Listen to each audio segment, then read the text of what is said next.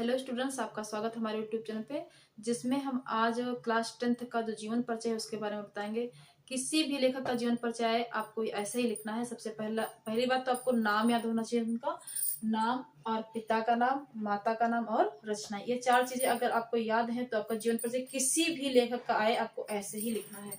तो सबसे पहले आप क्या लिखेंगे, इनकी शिक्षा दीक्षा उच्च कोटि के माध्यमिक स्कूल में हुई। किस स्कूल में हुई? माध्यमिक स्कूल में हुई। ये पढ़ने लिखने में बहुत होशियार थे। इनको हिंदी साहित्य पढ़ने या लिखने का बहुत शौक था। फिर इन्होंने उच्च कुल में उत्पन्न होकर भी हिंदी साहित्य को सम्मान दिया।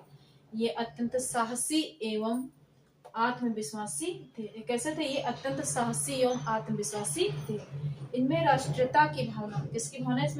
इनमें राष्ट्रीयता की भावना कूट कूट कर भरी हुई थी। इनको हिंदी, गुजराती, बांग्ला एवं अंग्रेजी, संस्कृत आदि भाषाओं पर भी अच्छा ज्ञान प्राप्त था। देखिए, ये उदात्त विचार एवं मधुरभाषी व्यक्ति थे। ये उदात्त विचार एवं मधुरभाषी व्यक्ति थे। साहित्य सेवा की प्रबल भावना ने इनको स्वतंत्र लेखन के लिए प्रेरित किया। साहित्य की भावना इनके अंदर बहुत प्रबल थी, तो अगर प्रबल हो गई तो स्वतंत्र लेखन के लिए प्रेरित हो गए। फिर बाद में देखिए क्या लिखा है, ये जीवन प्रयत्न हिंदी साहित्य की सेवा में लीन रहे। ये जीवन प्रयत्न हिंदी साहित्य की सेवा में लीन रहे। ये विपुल प्रतिभा और विविध रुचियों के धनी थे। ये सच्चे देशभक्त एवं हिंदी साहित्य के प्रणेता एवं अध्येता भी रहे।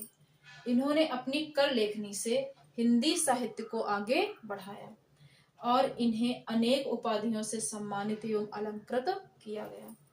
इन्होंने हिंदी साहित्य को प्रखर बनाने के लिए अनेक कृतियों का संपादन भी किया। ये जीवन पर्यंत हिंदी साहित्य की सेवा करते रहे। इन्होंने अपना जीवन हिंदी साहित्य को समर्पित कर सदा सदा के लिए यह माँ सरस्वती का सपूत इस संसार से विदा हो गया। यहाँ पर आपको डेथ लिख देना है कि इतनी डेट को डेथ हुई थी और यह माँ सरस्वती का सपूत इस संसार से विदा हो गया।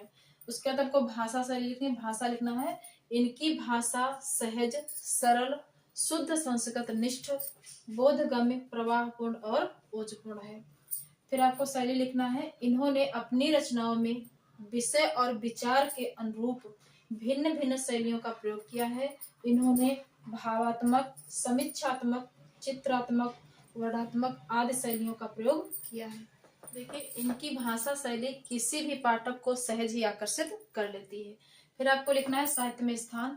तो ये हिंदी के विशिष्ट सेवक एवं प्रचारक थे। इन्होंने हिंदी भाषा की आजीवन सेवा की। ये गहन विचारक के रूप में सदैव स्मरण किए जाएंगे।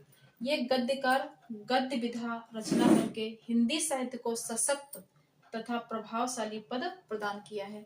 ऐसे आपको लिख करके याद कर लेना है, आपके पेपर के लिए अच्छा रहेगा। Like and share.